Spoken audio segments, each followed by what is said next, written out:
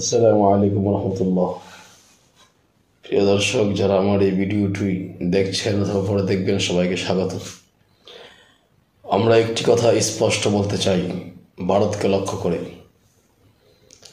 ভারত যদি আমাদের উপরে আগ্রাসন চালাতে চায়, আমাদের দেশের ব্যাপারে তারা তাদের আধিপত্য বিস্তার করতে চায়, এবং তারা যদি উস্কানি দিয়ে সাম্প্রদায়িক দাঙ্গা লাগাতে চায় এবং আমাদের দেশকে দখল করতে চায়, আমরা স্পষ্ট ভাষায় ভারতকে বলবো, আমাদের স্বাধীনতা সার্বভৌমত্বের প্রশ্নে আমরা ভারতকে বিন্দু পরিমাণ ছাড় দেব না ইনশাআল্লাহ।